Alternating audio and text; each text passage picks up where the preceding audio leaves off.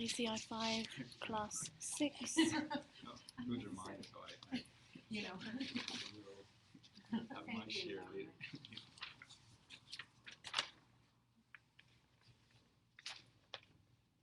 Thank you for figuring that out.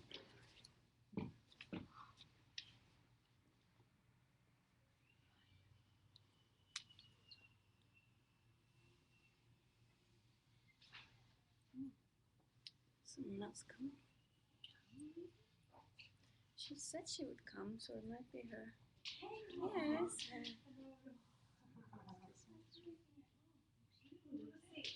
I'm just thinking you might want to sit, like, because you can't. Do you want to sit right here? Would that be better? No, I don't mind sitting over there.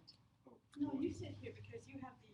Yeah, but then you can't see Mariska because the But way I that. can move my body. I'm not trying to do that. Okay. Because of the computer, she says. It's only because of the computer. I'm going to put my high chair on.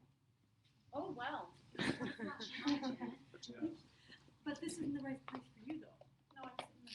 Okay. That's my place.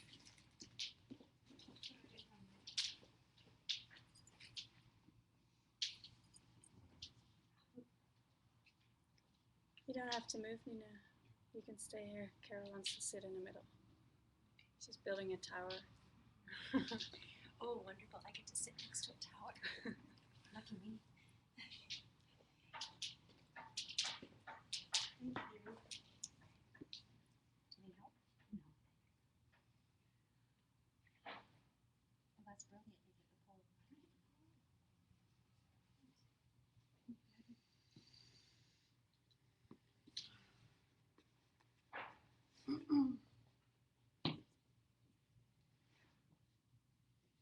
All right.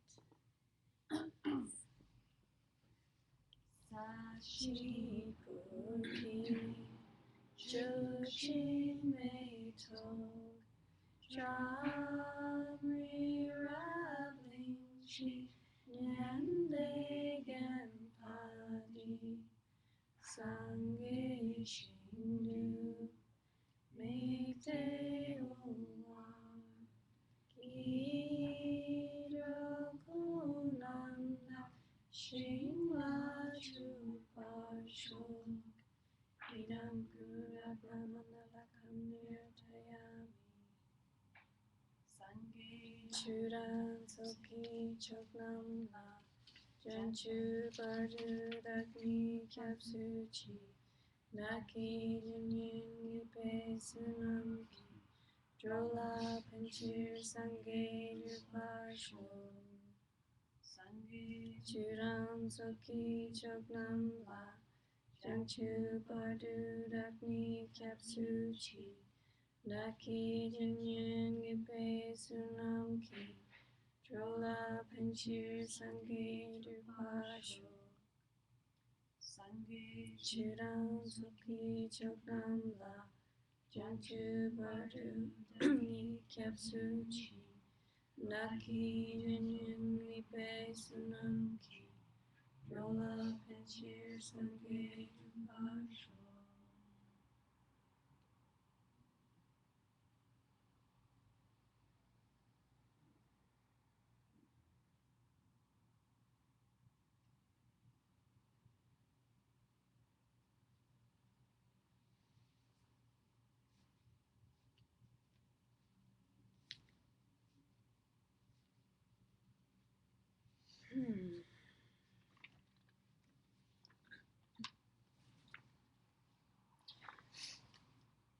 Okay.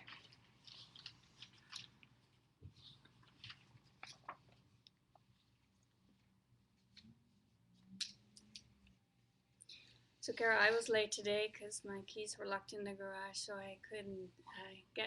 I'm Dutch. Dutch people always like to be very early everywhere. So today I couldn't be here early, but I made it. So that's why we're starting this late.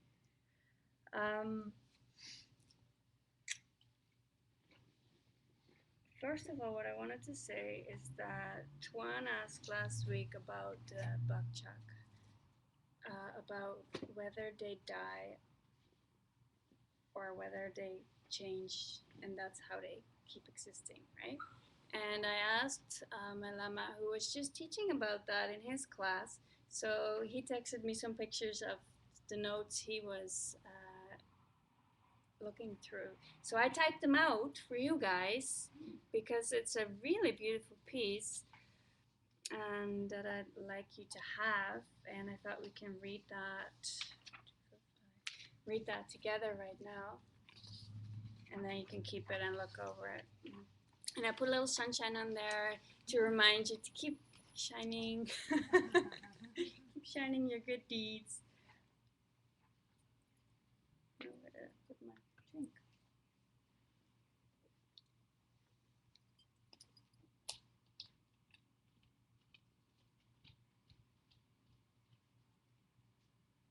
So maybe we can take turns reading it.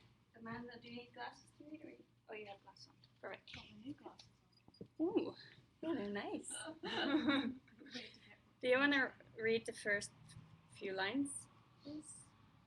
If you yell at somebody while you are doing it, you see yourself yelling. Your mind records it perfectly. These impressions or imprints or backtracks are being made in your mind at that time. 65 separate frames per second are playing in your mind. Each one is making a very, very subtle impression as you yell at someone. And then those impressions are destroyed by the instant. There's a row of camera flashes and they are coming in and out of existence for years. They are being destroyed, and the power of the destruction of each one is perpetuating the energy. It's like the energy is being carried from moment to moment by 1,000 billiard balls. First one is hitting the second, hitting the third one, and on. That's the process of which the karmic energy is maintained in the mind stream over thousands of years. One of those countless impressions is of you yelling at someone.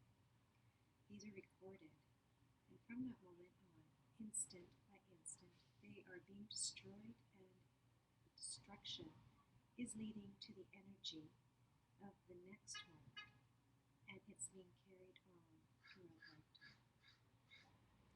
So there is a steady stream of that potential in your own mind stream. The karmic seed of yelling is being carried in your mind stream, disregards the passage of time. It is destroyed by the instant, and the destruction of it triggers the next one. So it can go on for thousands, millions of years. The karma that you committed a million years ago and the karma that you committed yesterday, those impressions are just as fresh.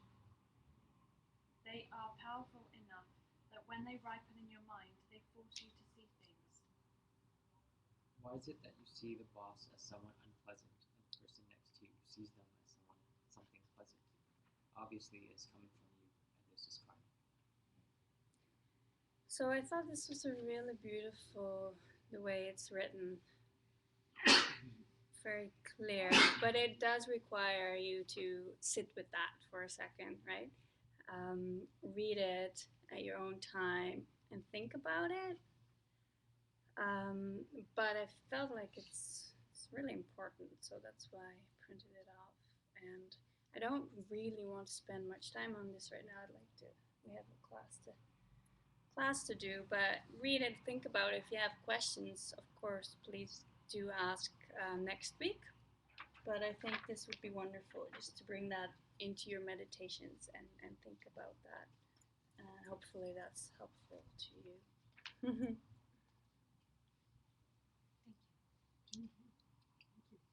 No worries. So today we're talking about karma and emptiness. We are still not in the Abhidharma school. We used to be, but we're out. We're still out for a couple classes. Or last class, this class. I think next class also. Karma and emptiness, they go together. You cannot have karma without emptiness. They often say it's two sides of the same coin.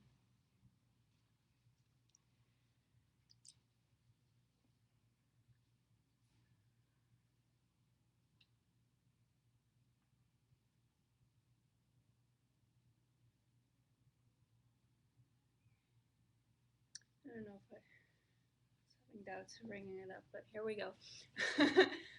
When I was listening to the audio of this class that was taught, I'm listening to a couple different audios from this class. One taught by Geshe Roach and one taught by Lama John, two at 3 Jewels. I don't think you are in this class. But he starts off by saying, that he was just talking to someone that day who came to the conclusion that she knows nothing. And he said that made him cry. Somebody that he works close with in a dharmic way. And, he's saying, like, if you can get to that point of understanding that all the ideas that you have had this whole life, that all of them were wrong, and that you really don't know, that that you can admit to yourself that it wasn't correct what you were thinking, that you cannot consider all the ideas that you had in your mind as true. But that's a really beautiful place to be. Can be a frightening place to be too. He describes it as when he hit places like that you just feel like you're falling. You just fall. And I know that feeling quite well myself too. It's uncomfortable. There's like you're falling, but there's no ground to hit, and there's nothing to hold on to. You're just falling. And that's why, you need a teacher, actually. A teacher can get you to that place, right? A teacher's job is to show you everything that you're doing that's not helping you. And that can be very uncomfortable, to be near a teacher who's showing you all the things you really don't want to see, that you don't want to face. But that's their job, to help you with that, and then give you the medicine that they've been trying to give you for a long time, but you kind of sort of were taking the medicine, or you have lots of resistance. It takes guts, especially having a teacher that's nearby. Some people choose to take a teacher that's far away, that lives, across the country, or across, in another country, and it's different. It's very different to work with someone that is very close. It both can fully function. It will depend on your karmic seeds from what you've done in the past. Perhaps someone who you see as your teacher that's far away can do exactly the same thing for you. That will depend on your karma, of course. But I'd say generally, having a teacher close is quicker, because they're there to point out all your crap, right? If you give them the power to do so, they will bring up everything that is ugly, and that takes courage to face that, and it's very uncomfortable too to be near your teacher. It's not like your buddies, right? It's always, even though maybe it seems like you get along really great, and it's, the teacher should be a very kind, loving person, and it would be nice to be around, but it will always feel uncomfortable, and they can turn on you just like that too, right? Amanda says yes. She knows, that, one moment you're just having a lovely conversation, and all of a sudden, but it's your own karma that all of a sudden creates this monster, that will do what it needs to do to show you your own ego, right? And then it can switch back to, again, just having a good old time, but yeah. So to put yourself constantly in the position where that might happen any moment takes courage, right? Because you're being faced with your own demons, really. I mean, all of it needs to go. You cannot become enlightened and still have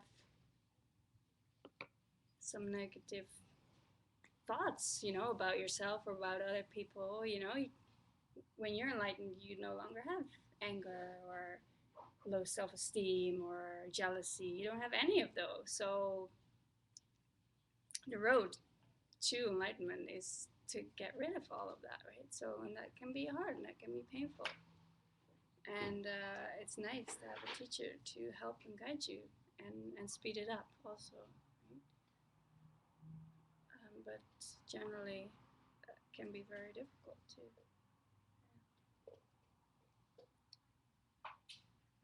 That means that, you hear so much. No, it's all right. Go ahead. You hear so much about teachers, and you hear it from an outside perspective. Typically, I presume when I hear it, right?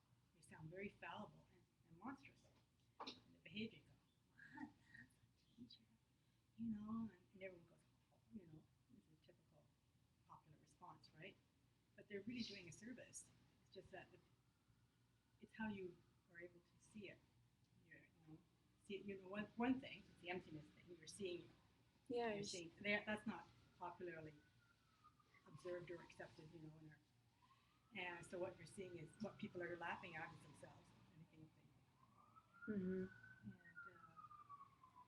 And also that monster, it's reflecting something you need to see. It's so crucial. So when we idealize a teacher, wow, that would be so fake because it's really like idealizing yourself. The teacher's approving of everything you do, and is perfect, and even your choice of the teacher then. I think it really does depend on like the teacher that appears in your life will be the one that you will need. I know somebody from our sangha. Her teacher, she has two teachers, and both of them are extremely wrathful to her. Extremely, like they're never nice. They're always mean. Yet those two teachers are like really kind and gentle and amazing beings that are not acting like that to other people at all, to their other students. Mm-hmm. They don't, but they do it to her because she has pride issues, and that's what she needs, and she knows that very well. But in my case, I don't really experience much of that wrath because pride is not my thing. But I have other issues that that then the teacher will help me deal with that and put me through hell, with those things. But it doesn't happen to be pride. Pride's not my thing. But for someone else, it could be. The same teacher could be have a complete different appearance. Depending on the student's needs, and the teacher knows, and the student brings it out in the teacher, right? That's how it works. And the more you surrender, the more intense it can get for a second, I think. And I think that really reflects strongly on the teacher who's able to do that. That's how easy it is, to know when you have to cause what looks like pain to a person because you have to help them. Yeah. It's one of the 10 qualities of a teacher. Yeah. To know what the student needs at the time and give them exactly what they need. It's hard in the moment though when but we tend to think, it'll be something lovely, right? It's a gift, but a gift of harshness, we don't think of it. No, we don't think of that that way. A lot in the society, we don't see that as a gift, right? No, it's true. But in this case, a teacher, the only thing they have in mind is your enlightenment. They don't care how you see them if you get angry with him. I've been angry with my teacher before and wouldn't speak to him for a day or two because I couldn't deal with it. It was too hard. And he doesn't care. He loves me just the same. Exactly. And as soon as I'm ready to talk to him again, he is there, loving me just like always, right? yeah, it's quite something. So it's something to think about, right? Yeah, the more you surrender to a teacher, the more you will go through with them, the deeper the bond gets, and yeah, the quicker you become enlightened. So we're talking today about two things. The first thing is a piece of, Jampa. Do you recall this name? Jampa. Jampa is the Tibetan word for Maitreya. Maitreya is the upcoming Buddha. And Master Asanga, who is Master Vasubandhu's teacher, brother, half brother, who wrote the Abhidharmakosha. Yeah. Master Asanga was able to visit Jampa or Maitreya in paradise where Maitreya was residing. And Maitreya would dictate 5 books to Asanga. Asanga wrote them down. So this teaching, this first part of the teaching is by Maitreya, but it's written down by Mr. Sangha. Okay, and Maitreya is it depends what group of people you belong to, whether you think Maitreya is already Buddha or it's the next and upcoming Buddha. Usually in the sutra schools they say Maitreya is the upcoming Buddha. He'll be the next one. But I think in the tantric schools they're saying, he's already Buddha. Big debates in the monastery about that. So Maitreya means cut through like a hot knife through butter. That's what it means. And Jampa, I think Jampa means love, but I could be wrong.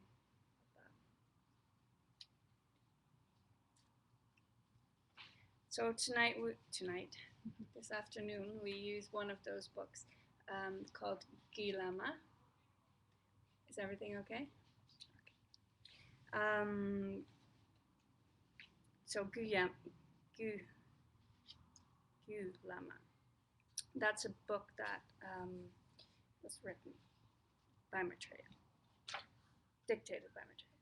In Sanskrit, they call it Uttara Tantra, but it has nothing to do with it,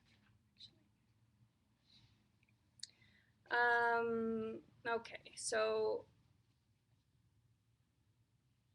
he describes here how karma is created by a lack of understanding of emptiness in 6 steps, the famous 6 steps of Maitreya.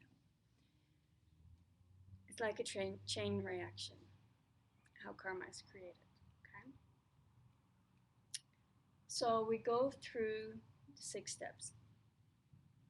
The very first step is when we're born, we are born with karmic seeds. Karmic seeds from last life, and that last life, you had them from the life before. We have these karmic seeds, and this karmic seed has 2 tendencies. You see things as me and mine.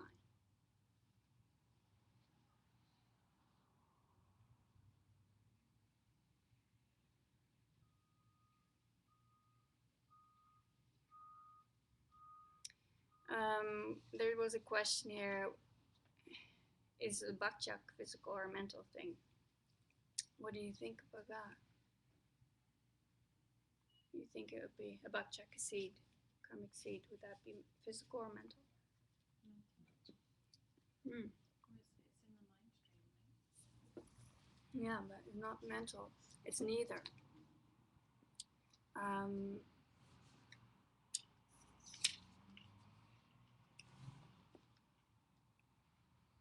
it's a changing thing that's neither physical or mental. Just like you could say it's an energy. Just like the concept Amanda. Amanda, you are neither physical or mental, as Amanda, when I think of Amanda, right? Just like that, Bakchak is neither physical or mental. Does that mean that physical and mental indicates embodiment? Our embodiment as humans? I guess, yeah. Might. Backtrack, they transcend that. I'm not sure. So the two tendencies would be to see things as me and my, or non-physical or mental. No. The tendencies of seeing things as me and mine, Or me and mine. like thinking as me. There's not really a problem with thinking of yourself as, I'm Hogan, I'm Nina. There's nothing wrong with that. When there is something wrong with it is the moment you think I'm Hogan self-existently. I'm Hogan that doesn't depend on karmic imprints, right? I'm Hogan just out here, out there, without relying on any of my past deeds to see the way I see myself, like that, right? That's when we get into trouble. And so me is referred to, like Hogan, and then mine would be Hogan's parts, and they don't really go outside of the bodily parts in the scripture here. So they really refer to mine as my hair, my feet, my thoughts, my hands, my feet, my body parts.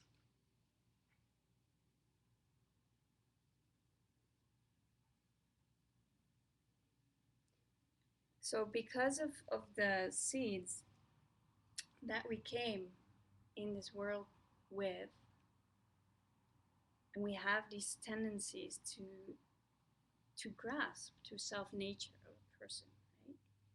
You grasp to this me that's false because you think that you exist independently of your own perception, right? That you have created in the first place. So that's where we get into trouble.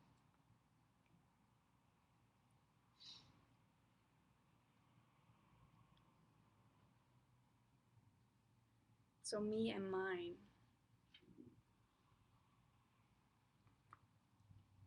You as a person, and then you as your parts of you. So when you see emptiness directly, you for the first time truly understand that you don't exist the way you always thought you existed. You exist in a very different way. You exist as a result of the things you've done before, and that's rising, and that's how you see yourself and the world, right?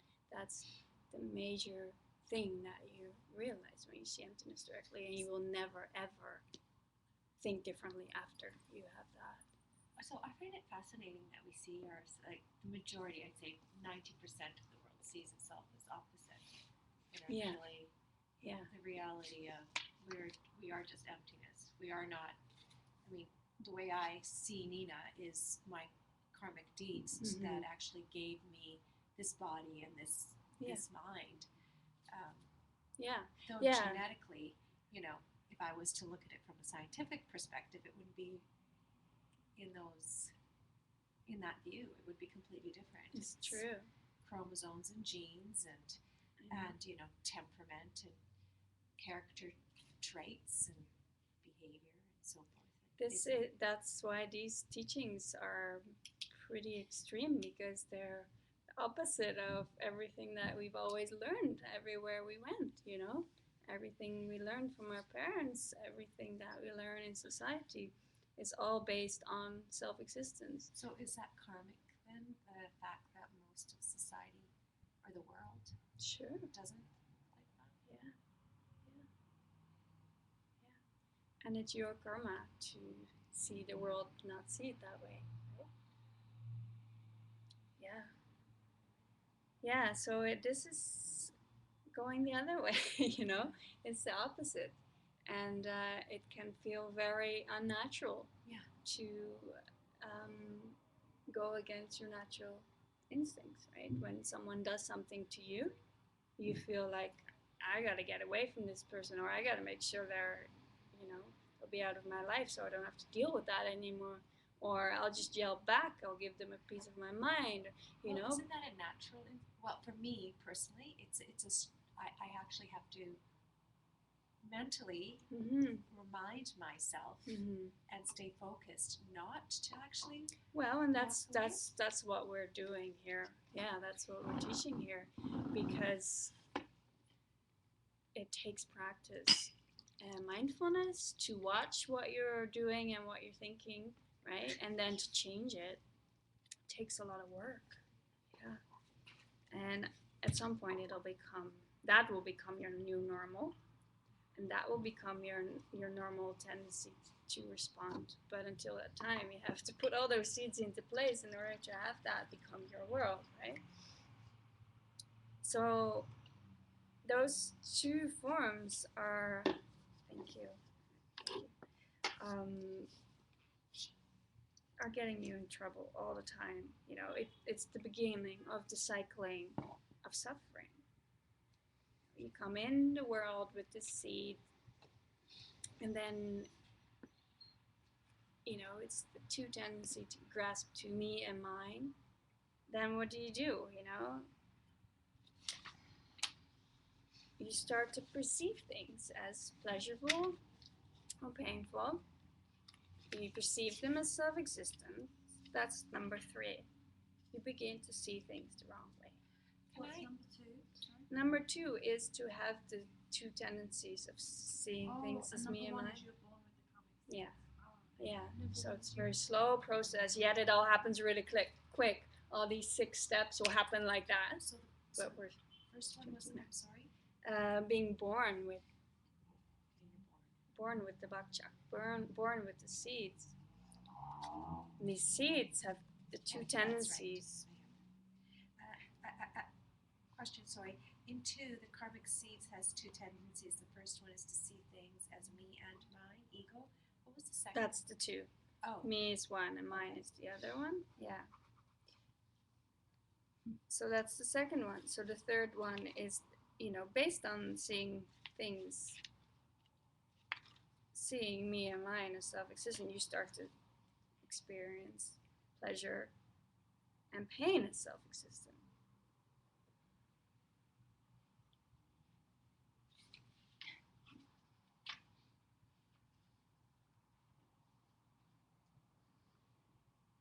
Question. So, studying from a theoretic perspective in my studies, I mean, we are all born with ego. I mean, children are born that way. At age 2, it's all about, self-existent and recognizing the self, and it's all about their world and autonomy and so forth. So, I guess my question is it's like innate. We are innately born with this karmic seed of mentally trying to make that change. Is that our goal in life? Is that the goal? I don't know. I don't know if I'm thinking something similar. I'm thinking the karma, what we see as instinct, the typical instinct in people, and Exactly. What we see as the behaviors of blatant fight and all that kind of stuff that we talk about, that can be seen as karma. So it's not necessarily even self-existent then. We see it, in terms of psychology and science and all that, how we analyze behavior in our models these days, right? But it's karma itself. the karma. If you say if we imagine that we're born with these seeds, that's the seed we're born with that we need to work. Yeah, and it looks a little bit different for everyone, right? But yeah, we, according to these teachings, with the past lives that we've studied before, is that you go back, there's no beginning. And all of the lives you've had were ignorant, all of them. You were born with ignorant seed.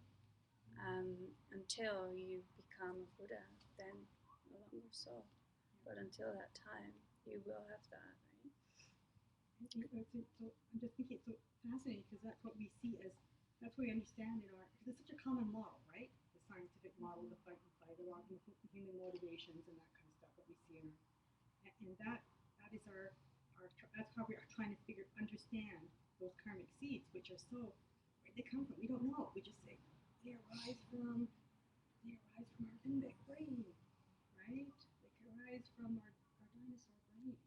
Yeah, they really want to find something to pinpoint to that's where it comes from.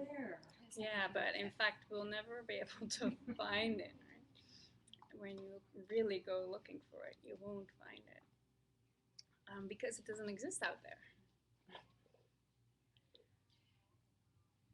So, because you see things as pleasure or pain,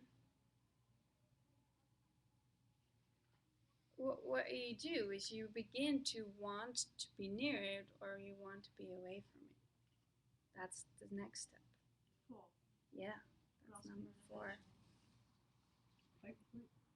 If the guy at work yells at you and you yell back and you see them leave, you think, oh, because I yelled back at him, thank God he disappeared. We think that's the correlation, but it's not. The fact that he leaves has to do with other seeds. It's not connected in the moment, right?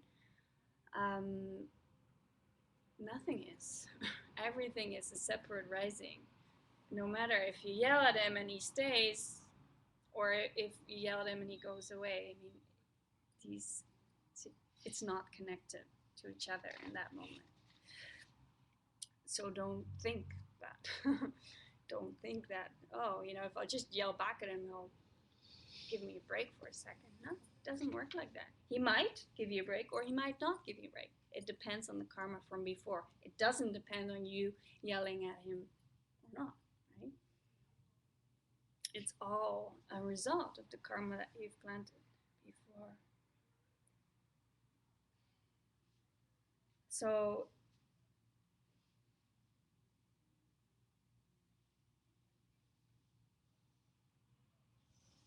yeah, so that's number 4. It's all based on ignorance. It's all because it's so steeped in that, right?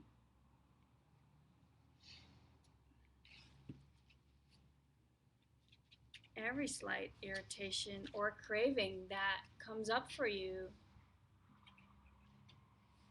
are all based upon a misperception. They're all based on ignorance. Every time you get angry,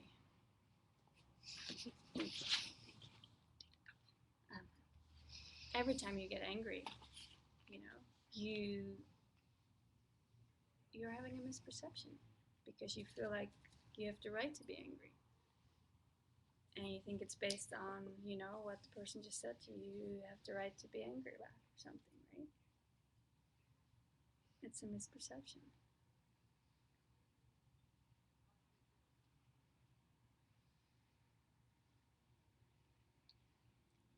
So that's what you do at step number 5, is you start to collect karma based on how you respond,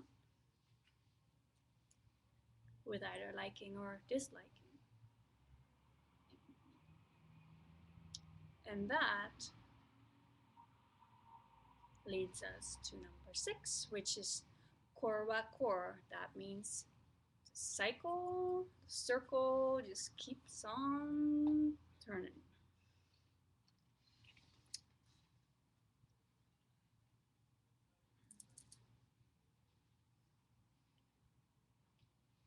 So what should you do when someone yells at you?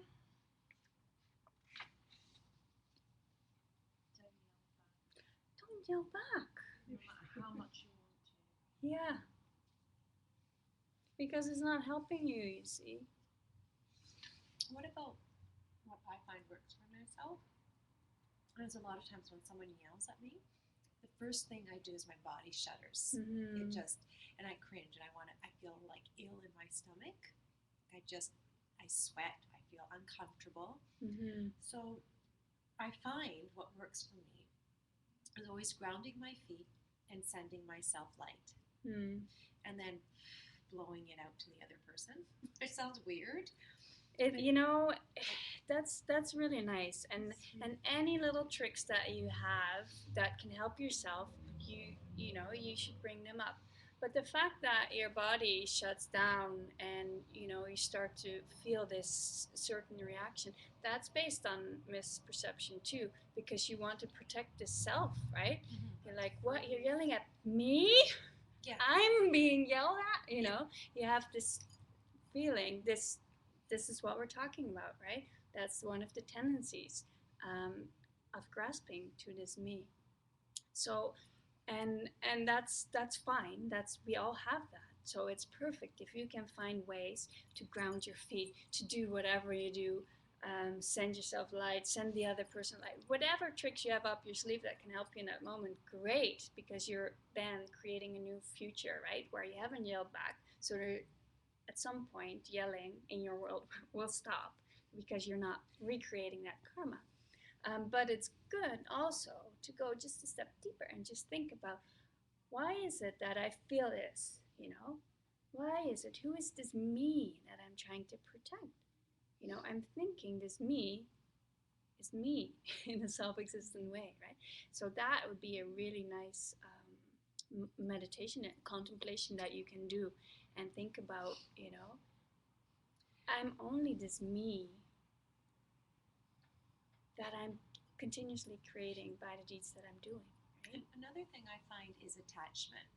I find myself sometimes, and I'm aware of it now, very aware, of not letting go. So if someone yells at me, even though I'll do that, I become immediately petrified of that person, and Right. I'm always like not sure how to Right. move around them.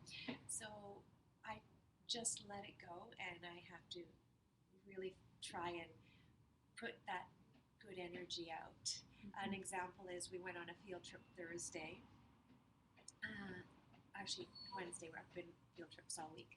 And we went to the Anthropology Museum. And there was, these are all grades 5, 6, and 7s. And there's like I don't know, maybe 40 of us. And so there's teachers and people and everyone's. And so the leading teacher was in the front, and she looked a little bit stressed. And I said, Jody, because we all go by first names, do you need any help? She goes, yeah, that kid, da-da-da. And she snapped at me. And I just was like, I go, oh, didn't question it. And I turned around and I asked the other teacher behind me, is this true? And he said, no. He didn't see the same thing. And I didn't see that. And this boy was not doing this. But I was really hurt by that moment. And then the next day we went on another field trip.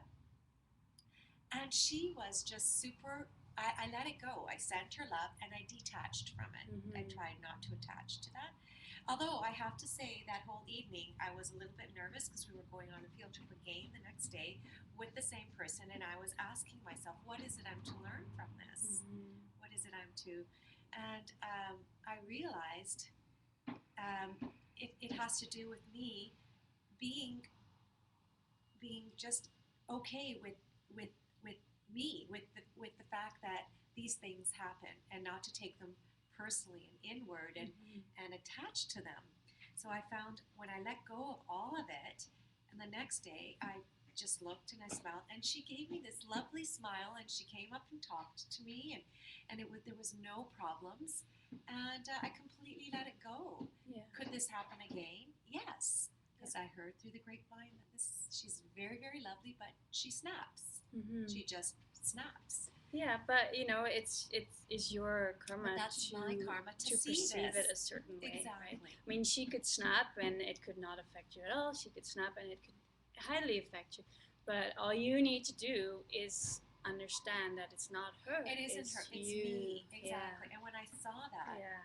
it was amazing. I was able to let it go, and the following day, good things happened. Yeah, and things can shift pretty quickly when you bring wisdom to them. It's true. So when somebody is yelling at you or giving you a hard situation, one of the things they often refer to in scripture is you can try to see them as your mother, right? Think of a mother, your mother, running after you with a knife. Oh my God. That's easy. Yeah. Really? Sorry. So what do? Like, do you My take the dad. knife and stab her? You know, you wouldn't do that to your mom. You wouldn't, right? You would try to gently take it from her, and if you had to be forceful, you would, in order for her not to harm herself or harm you, right? Um, but with love, out of love, right? So that's how we can bring up that image when someone's really trying to hurt us, and we can just treat them like they were a mother. What would you do if that person who's doing this particular thing to you, if that was your mother? How would you respond then, right? And you know, these are teachings from um, a different culture where the mother is highly respected. So it is a little bit different than in our culture, but in any case, we should think of our moms highly because they have brought us to the world, right? They have made us, and thanks to them, we are here right now. So, yeah, you can think of that. That might help, you know. You might have to be forceful, but you'd be careful about it. So number 5, could I just ask, is that's the reaction? Yeah, that's where you talk or answer or yell or kick or whatever back, and you're collecting the karma.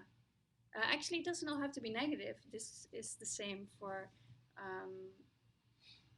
in the positive sense, but with ignorance, right? You're saying, Sorry. yeah, This is where the seed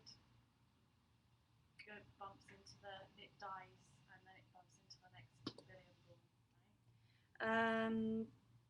If you shouted back. yeah, sure. Then that's when you created this karma. That's the step, you're creating the karma. Yeah. By actually acting, right? Yeah. But you're having someone shouting at you, yelling at you. That's your own karma as well from a seed in the past that then dies in the moment. And then I'm just trying to understand that and link it all in. Yeah. So then you create the new seed that's either the same because you're perpetuating it or different. Yeah. Okay. So you're collecting karma, and the 6th step was because you've done so, you keep cycling. Yeah. Sometimes I think it's kind of fascinating as you're teaching all this wonderful, yummy food, that when I put it in perspective with things that happen in my life daily, I don't know, but I actually visually can see these things. They're small, they're not big, but they're actually little events that happen that either trigger me in a positive way, where positive, extra positive things happen, or in a negative way where I, don't run. My issue is walking away. I always run away, or I yell. But when you don't do that, or when you stand still and you find that the change happens, you can see it immediately. It's beautiful. Quickly. Yeah, I always have this image of claws, right? That's how I see it. That's how I visualize it. It's the grasping mind, and when I see my mind grasping to something, that's what I do. I just see it as soon as I grasp something. Instantly, the image of this claw comes up. A nasty claw. Actually, I was trying to draw it, but I can't even draw it. I don't know. It's like Wolverine or something. Yeah. You know those claws? They're really nasty. That's how I see it. But that's how it is, right? It is nasty. So try to then loosen. The tendency is to do, but then in that moment of seeing that right away, okay, we're letting it go, So right? you see the claw open. Yeah, I see the claw open. Yeah, and in that moment it's done. Yeah, it's that's how it happens for me. Yeah. So let's go over those 6 steps one more time, and then we move on to the second part, which is a whole different topic. First step, you're born with seeds. The seeds have 2 tendencies: to see me and mine as self-existent. Okay? Then, because of these tendencies, you start to see things as attractive or repulsive, right? And because you see it as attractive or repulsive, you start to feel like you either want it or you want to be away from it, right? And because of this feeling, you start to act on it. So you either yell back or you say or think or do, certain things based on the steps before. And because of that, you're in number 6, you're cycling. So you just created that same karma. Does it make sense? Yeah. Okay.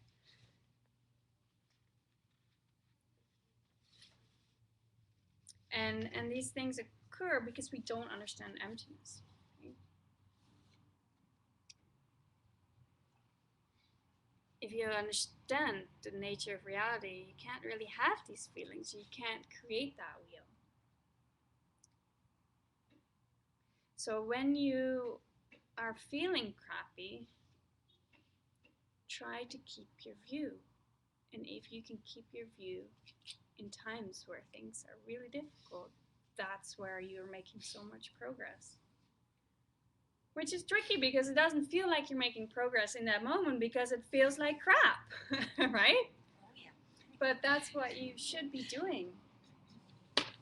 Keep that view. Think about it. Oh my God, why am I seeing this? Why am I feeling this, Could it really be that other person doing that to me? Could it be? No, it can't be. It's all because of my karma, right? That is why I'm seeing this. That is why I'm experiencing. So by me seeing this, that I can understand that is just a result of my past actions, You can send that out, make that an offering, make that a dedication, wishing that everybody can understand that so you don't recreate the suffering in your life.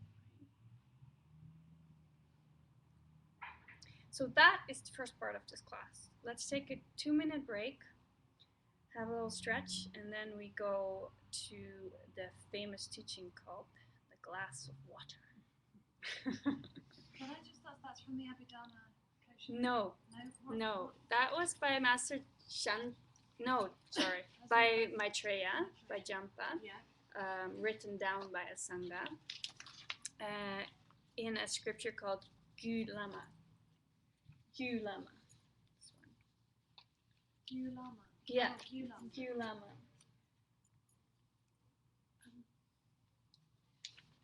Mariska, Yes.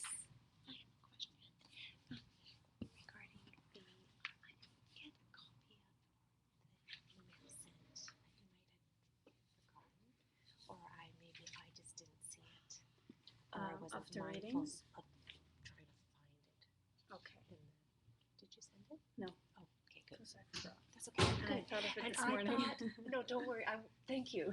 'Cause I was like, Remember, I said to you last week, remind me if I don't send it. and you 'Cause know I what? And forget. I'm sorry, this week has been insane because I've been on field trips all week since like 8 a.m. to like 5. I come home, I'm exhausted. I'm sure Okay. you are. Yeah. And so, and then I'm not like I'm just kind of fighting because I'm working with so many different new kids that my body's readjusting.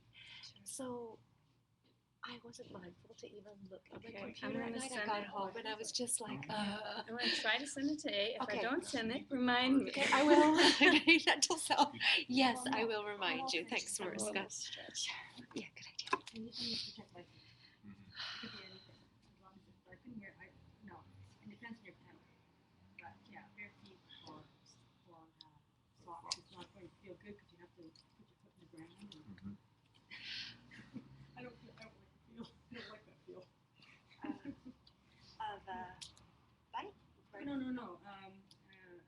question was footwear, I think. And, Oh. anything's Big fine as long as I don't, as long as the bottom of my foot is not irritated by the ground or the pedal, right? Oh, really? Yeah. I mean, I don't like walking barefoot on streets. Nor do so I I. wouldn't want to ride because I have to contact. Oh, right. That's the only reason. Well, you know those runners that have like the Yeah, the toes. webs, toes? I wonder how safe those are for running, because I see people actually running. I think I have a pair of those. Are they? I think they wouldn't have much support, so it Oh, depends. okay. Now, I'm just speculating, but I'm thinking it depends on your foot That's what I and the surface that you're Okay, rubbing. let's keep going here. I'm sorry, I feel like we need to roll on because we started so late. The teacher knows best. Sorry? I trust the teacher. That's the hardship the teacher puts on me. So this is kind of cool teaching. The glass of water. Moving up the sea. Where Moses surfs the sea. That's my visual. The stick. Oh. People. Wow, that's like the Milky Way, right? Yeah. That's where we're going, the Milky Way. That's nice. Okay, teaching called The Glass of Water. This is a teaching by Chandra Kirti.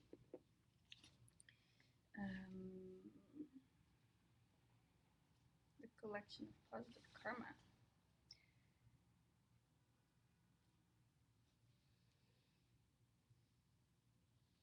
So, we put a glass of water on the table and we invite a human being, a craving spirit or preta, same thing, and we invite a pleasure being, a god. Okay. What happens?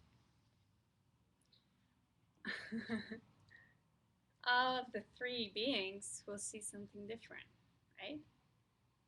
Me, the pleasure being, and the Craving spirit. What is a craving spirit? Who can tell me what is a craving spirit? A preta. Someone with bad karma.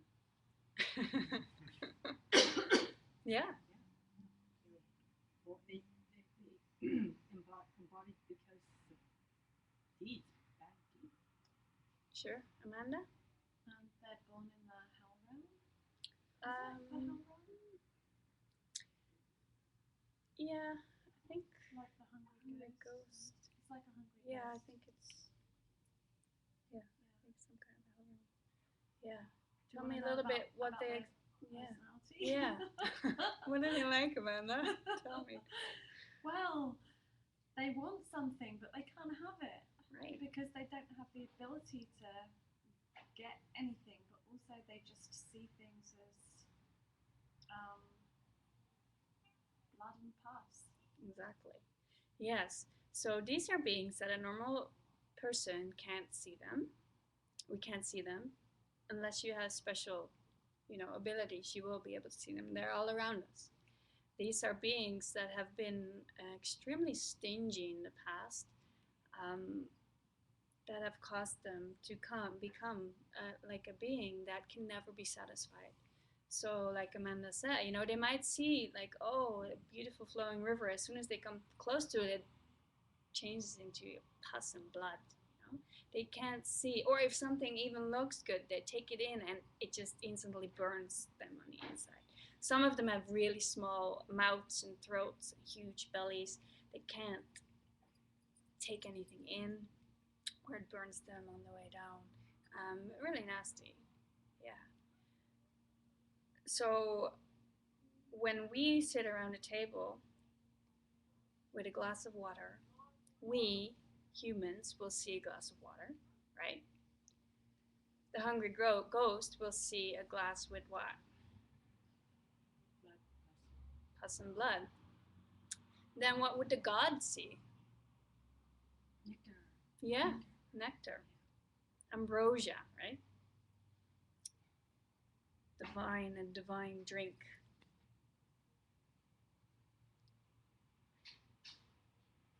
So this is a famous section in Madhyamika teachings. What it means is that those three beings look at the same glass of liquid but each of them sees something different.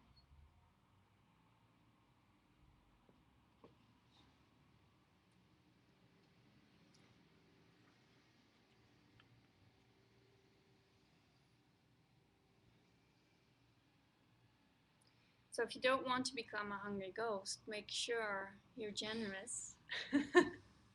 Don't be stingy. Don't want everything for yourself, right? As soon as you get something nice, make sure you give it away. That's how you keep it. If you want to hoard everything, if you're eating for sport, it's not gonna be good. Yeah. Eating for sport. Eating for sport. What does that mean? Oh, eating as a sport. As a sport, just I was imagining stuffing yourself Yeah. like crazy, right? Don't do that. Yeah. Arya Nagarjuna actually has this famous line, and he says, "Eat to keep yourself healthy. Eat to keep yourself fit." Not for any other reason, but to become enlightened. If you are going on these eating binges, how is that going to help you? How is that going to make you feel able, like you can serve a lot of people? It's the same as some people eat to live and some live to eat. Well, that's it. Yeah. Eat the size of your sock. That's what Lammy wants us. Yeah. Eat the size of Our stomach is the size of our foot. So if we take our sock, we should really eat 3/4 of the size of the sock. Okay. And you should leave the other quarter open and free. Oh, good. So, yeah. But the idea is, we have precious bodies. It's taken us a long time to get here, and we should cherish it. So we should take good care by eating healthy food, by staying fit, because we don't know how long we're going to be able to feel healthy, right? So they always say in the teaching, don't do dangerous things, like don't go paragliding or don't go bungee jumping, because we need to take care of this precious body. Don't take any unnecessary risks. I mean, if you have the karma to die, you'll die whether you bungee jump or whether you cross the street. That is true. But it is good to accumulate the karma where you are taking care of your own body, because you have the potential to become enlightened and to serve so many people, right? So in order, it's really great to plant the seeds of taking good care of yourself. So that's why we want to do that. Yeah, take care of the body. So the reading is quite difficult, and it has some debates in it. So you can just take little parts of it and just think about it for a couple of days. Don't worry about it too much when it's hard.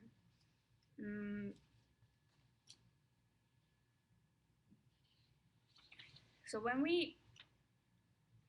Lama Roger would say this, like when I drink this,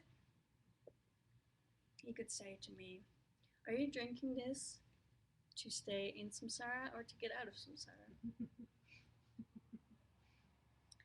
And that would count for everything, pretty much, right? Am I drinking this? I mean, it tastes mighty delicious to me. Do I think about that, or do I just think, wow, this is great. They did a good job at Starbucks. They made a nice drink. They added, the right amount of vanilla and tea bags and all that to make this perfect drink for me. That's nice. That would be a way where you just burn up the karma. If I think of it in a different way, like, oh my God, I have this beautiful virtue that Hogan offered me to get me a drink, right? That's one. That's because of my kindness in the past, that I can see that ripening. Then today this drink tastes really good to me, and that is a karmic ripening, right? My karma could be different, and I could really think that they put too much vanilla in, or that it's not hot enough, or I could choke on it and die, if my karma was different. So, that's when you use it as a path, when you consider that. Then it becomes, like Lama John says, a nirvana maker instead of a karma burner. You know, you're perpetuating by thinking where it's coming from. Instead of just wasting it, I can just chug this thing, be done with it, think that was a nice drink, and that will be that. That karma will be done. Or I can drink and think about where it comes from, why I have this amazing virtue to experience such divine nectar. And to add to that, I can offer it out. I can see rays shooting out from my heart. May everybody enjoy this bliss that I'm feeling when I'm drinking this drink. Well, then you're really powering it up, right? So you can do that with anything, and that's when you can use your whole day to be a nirvana maker. Yeah, instead of a karma burner. Okay, so we're going back to the glass of water, or the glass of pus and blood, or the ambrosia.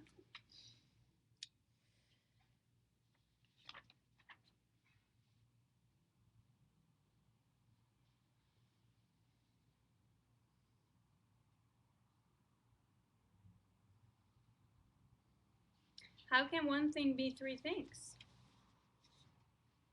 You know? Depends on your karma and the way you've interpreted.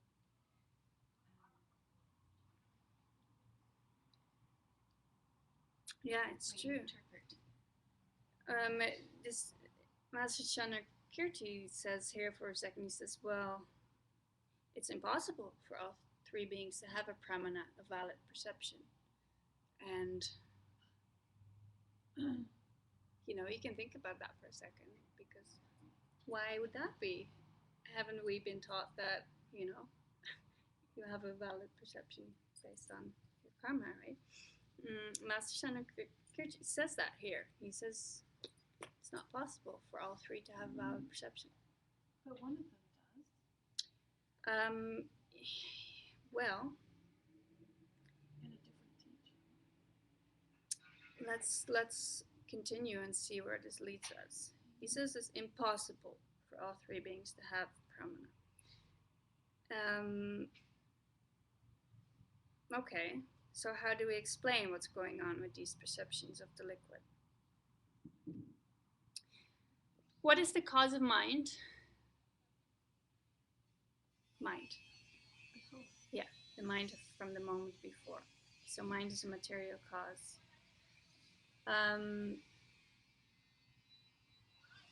What is the material cause for the liquid?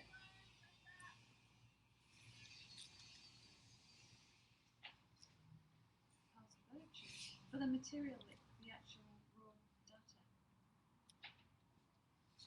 Has to be liquid.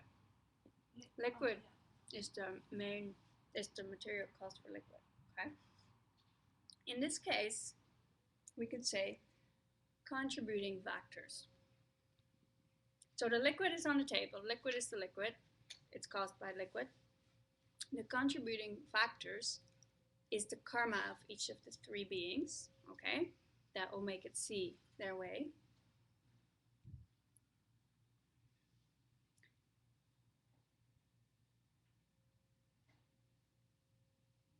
The karma is the contributing factor, causes the human being to see water, right? That results in a valid perception of water. So here's how they explain it. When three beings look at the water, 1/3 of the water is water, 1/3 of the water is blood and pus, 1/3 of the water is ambrosia. Okay. When they all look at the water, they share that liquid, they share that. Okay. So the contributing factors, each being's karma, forces them to see their part of the liquid the way they do. If there would be only two beings, the glass of water would only have two parts. Okay? If there would be only a preta and a human being, it would only have two parts. It would only have one part water, one part pus and blood. No. Pus and blood. Okay? So if there would be 12 beings in the room, the water would have 12 parts. So they're saying the glass of water has 3 parts if 3 beings are looking at it. If 12 beings are looking at it, the water has 12 parts. Okay? The first part is the main material cause of pus, is the liquid, contributing factor, the karma of a craving spirit, preta, and then the valid perception of seeing it as pus. Okay? That's one part. The second part is for human, main material cause water, contributing factor of a human, the karma of a human, which is the pramana of water, the valid perception of seeing it as water. Okay? Third part of this glass of liquid, main material cause of the ambrosia is the liquid, right? Contributing factors of a pleasure being, the karma of a pleasure being, makes it see a valid perception of ambrosia. Okay? So that's how one thing is being perceived by 3 beings. It's confusing, isn't it? So they say that even if there's 3 beings in the room, say 2 of them look away, and the human starts drinking the water, then it turned into 1 part again.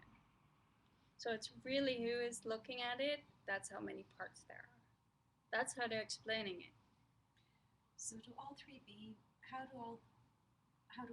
beings appear in this room at the same time for these 1/3 parts? Or is it just that our minds, whatever karma it is that your mind is set, just see it that way? These beings appear in the room? There's just an example to have these 3 beings in a room. It wouldn't be something that I cannot really invite them over. Well, yeah. But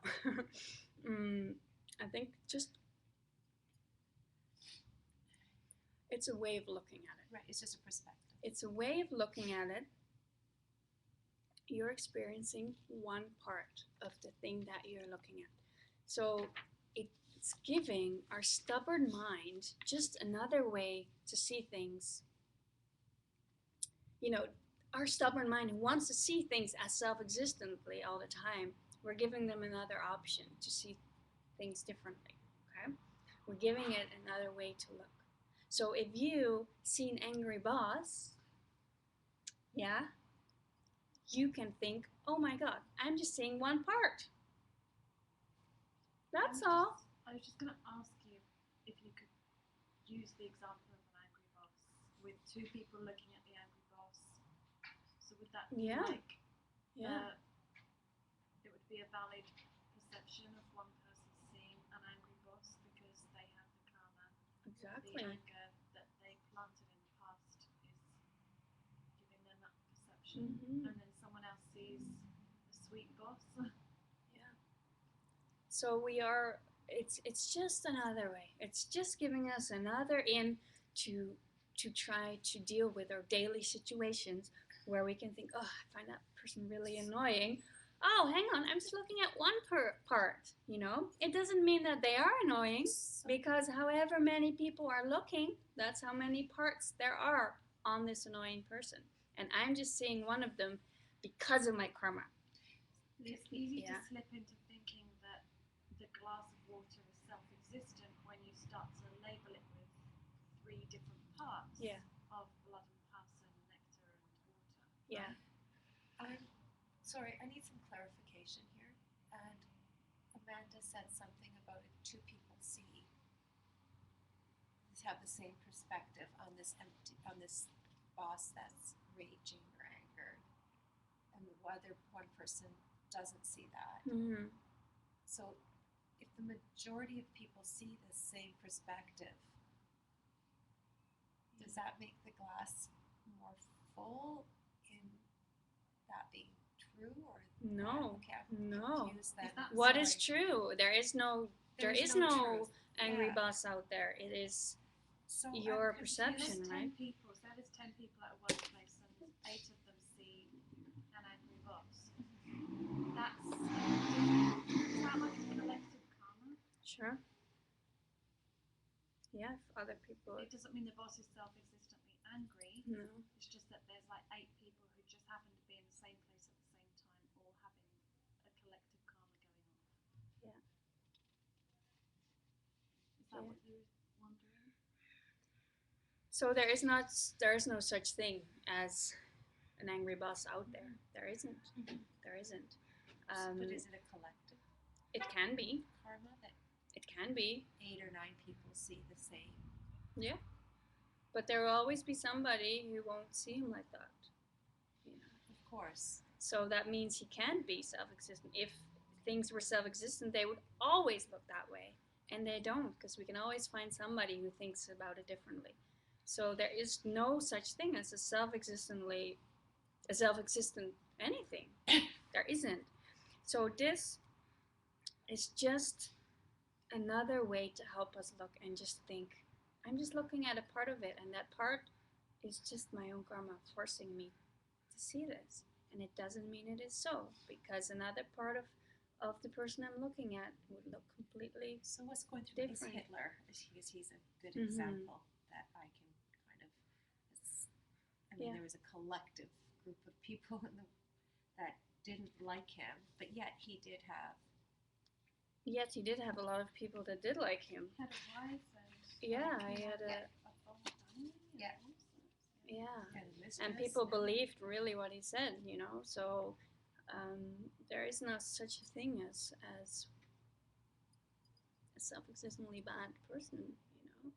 He appeared bad to many people, and he appeared pretty amazing to others, you know.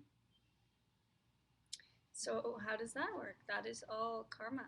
It's all In our history, Karma. we treat it like bad and good, right? And we say, oh, those people are all mass delusion, how interesting, social pathology, blah, blah, blah.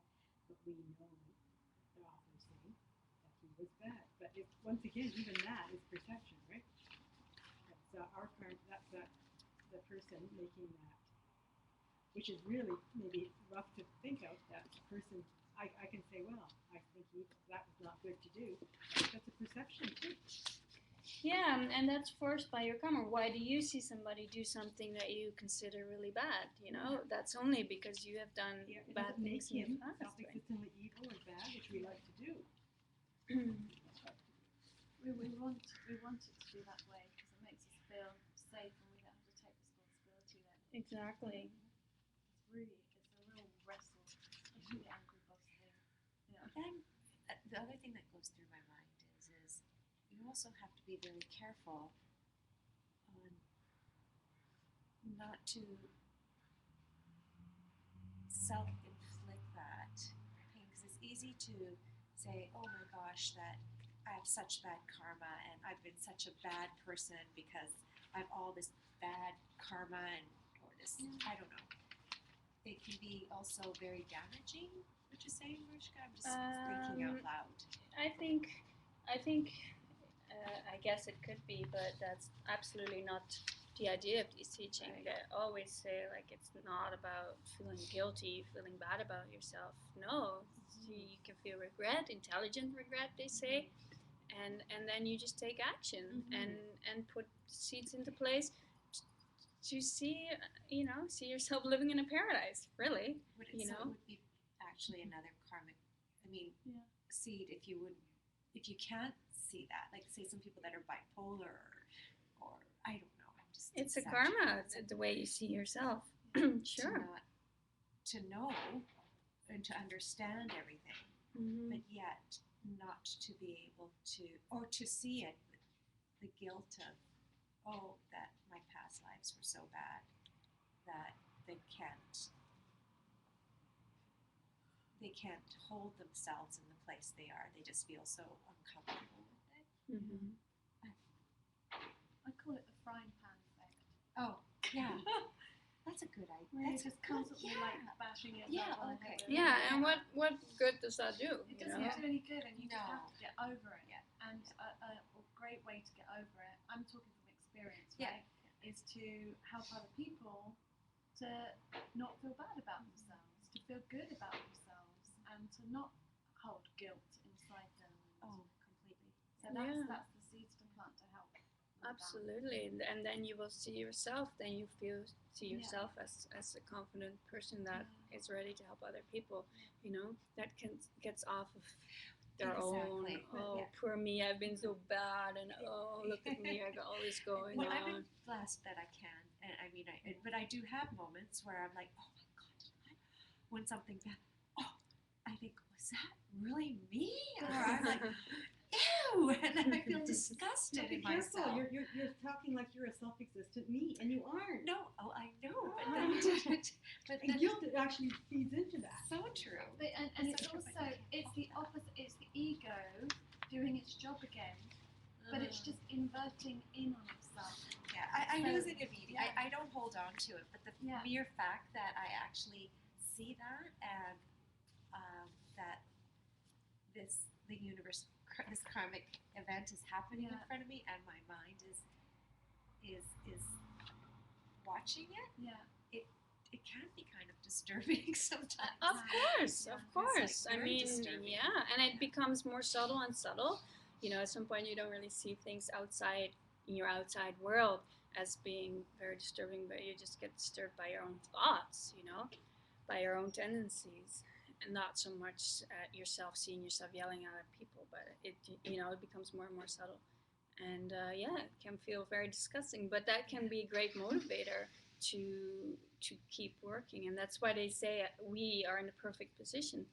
You know, when you're a craving spirit, you're kind of stuck in that, right? In the suffering. When you're a god, you're in this amazing bliss paradise, and you kind of don't feel like putting anything else into place because you're so blissing out. But as humans, we have the perfect combination of having just enough suffering that we want to change, and we have enough good things that we are able to practice. You know, we have time, we have teachings around us. So we have the perfect combination of the two. To so we're in a perfect position to go to become enlightened being because of that suffering that is not that overpowering that we can't do anything about it. No, we can actually. And we're aware of it. What a blessing. Yeah. I mean, it hurts, but what a blessing. Yeah. As opposed to Yeah. being like the craving spirit who's just suffering. Yeah. It's like helpless in their suffering. You're right? helpless. Yeah. Yeah. Yeah. So I'd like to close the class.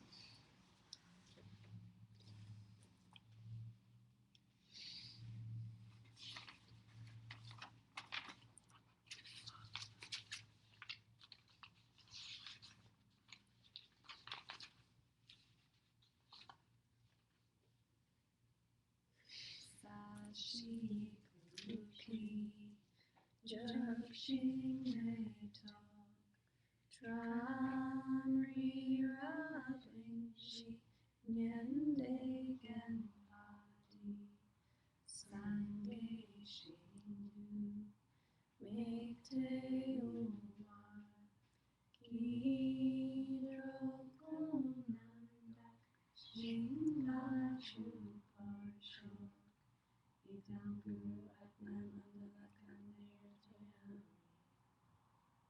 Kiwati Kewokum Suram Yeshi Sotoshin Suram Yeshi Lejume Dhamma Kuni Topasho.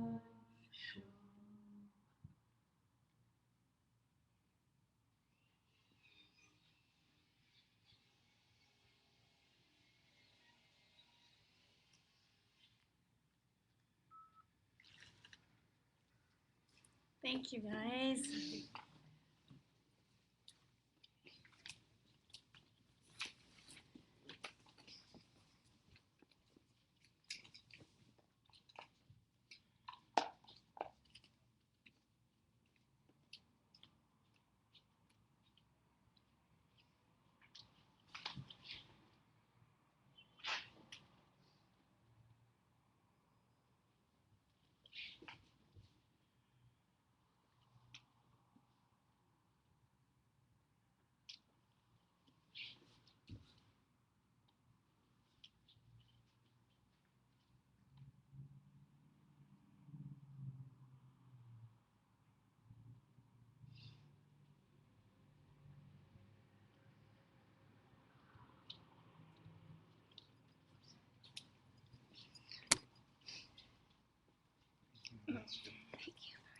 You are welcome. Is there a class after this? Like, do you need the